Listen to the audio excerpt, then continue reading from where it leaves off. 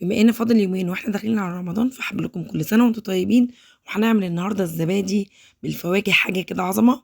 طبعا الزبادي حاجه اساسيه عندنا على السحور. هنعملها بكل سهوله من غير مكنه، من غير ما نشتري زبادي. وهقول لكم ازاي من غير ما نشتري زبادي. سهله جدا بسيطه، ما فيهاش اي افتكاسات خالص. هتعمليها وانت مغمضه عينيكي. عندي هنا كيلو من الحليب، انا غليته وسبته لما هدى خالص بقى زي دمع العين. عندي هنا زبادي، انا ما اشتريتش زبادي ليه؟ عشان كان عندي زبادي انا عاملاها. حطيت على الكيلو معلقتين حلوين كده، وهديهم بقى تقليبه حلوه بالهاند بلندر، في الخلاط، بالمضرب زي ما انتم شايفين السلك العادي جدا. وهجيب بقى بول عندي وهصفي كل الكلام الحلو ده كده زي ما انتم شايفين. لازم اصفيه عشان انا مش عايزه فيه اي حاجه خالص، ولا تكتلات ولا اي حاجه خالص. عايزه الزبادي تطلع معايا ناعمه زي اللي بنشتريها. انا هنا بقى في الخطوه دي مولعه الفرن بتاعي 10 دقايق وقفلته، والكوبايات بتاعتي معقماها كده ومنشفاها، وما فيهاش ولا نقطة مَيّة. هاجيب بقى الكوبايات بتاعتي الناشفة خالص، وزي ما باقول لكم بُصّوا ما فيهاش أي تكتلات خالص.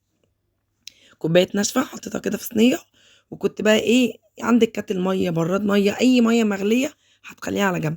جبت هنا مربى الفراولة بتاعتي اللي أنا برضه عاملاها، هاحط كده. مش في كل الزبادي، اللي حابب ياكلها بالفواكه هاعملها. طبعًا الزبادي دي أنتم عارفين إحنا بنجيبها غالية جدًا من برّه. هتعمليها ومش هتكلفِك أي حاجة خالص. طول شهر رمضان اعملي الزبادي، بما إن الحاجة غِلِت هتوفّري كتير بإذن الله.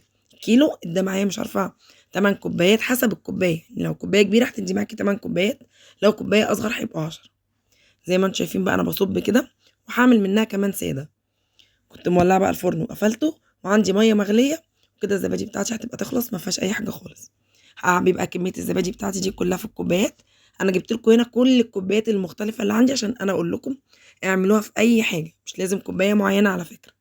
هنا نزلت بقى في الصينية بالمَيّة السخنة، وهاغطّي الزبادي بتاعتي دي بفوطة، فوطة مطبخ زي ما أنتم شايفين، وهادخّلها بقى الفرن ومش هافتح عليها خالص. هنا بقى هتحصل إيه بقى، خطوة التخمُّر، إن الزبادي هتتخمّر معايا لمدة 8 ساعات.